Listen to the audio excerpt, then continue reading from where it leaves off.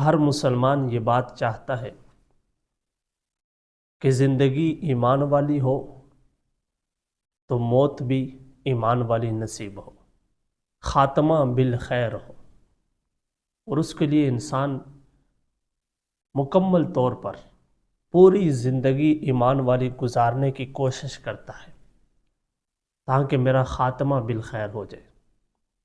کیونکہ سب نے یہ حدیث سنی ہوتی ہے کہ جس کا آخری کلمہ لا الہ الا اللہ ہوگا تو دخل الجنہ ہوگا، جنت میں داخل ہوگا۔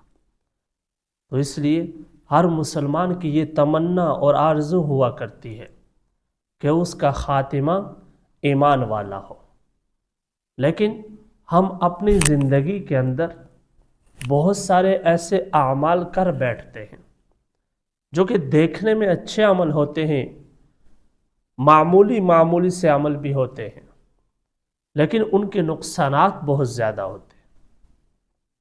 جیسا کہ ایسے ہی چھوٹے معمولی عمل جن کو ہم سمجھتے ہیں، اگر کسی سے کہا جائے کہ بھائی اس کام کو یوں کر لیں تو آگے سے کہہ بھی دیتے ہیں یار اس طرح بھی ہو جاتا ہے، لیکن پتہ نہیں ہوتا کہ اس کا نقصان کتنا بڑا ہے۔ اسی حوالے سے ایک روایت آپ کے سامنے ذکر کرتا ہوں۔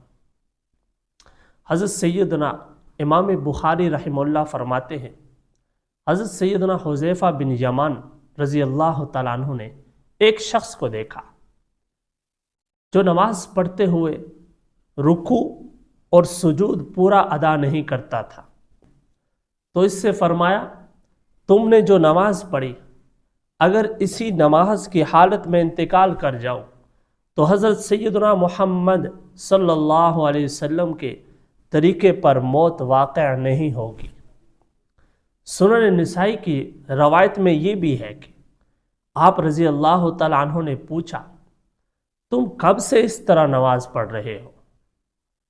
تو اس نماز پڑھنے والے نے جو رکوع اور سجود صحیح نہیں کر رہا تھا اس نے کہا 40 سال سے میں نماز پڑھ رہا۔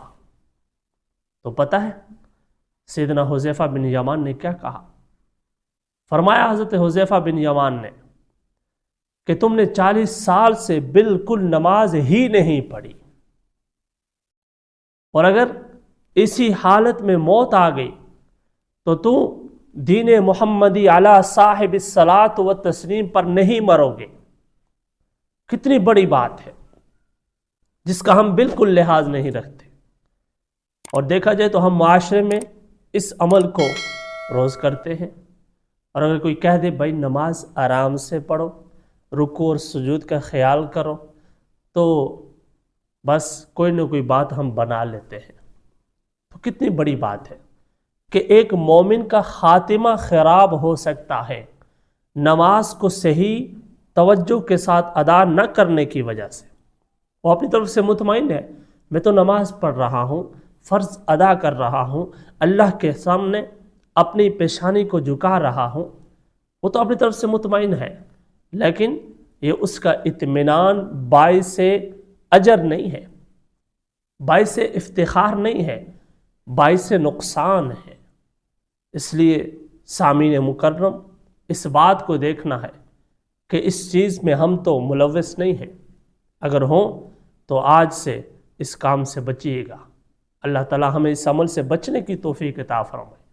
اور حضرت حذیفہ بن یمان رضی اللہ تعالیٰ عظیم صحابی رسول ہیں، جو رازدار صحابی رسول کہلاتے ہیں۔ اللہ کے نبی نے ان کو راز بتائے تھے، اور بڑی اہم بات انہوں نے یہاں ذکر کی۔ اللہ ہمیں اس کی سمجھ عطا فرمائے۔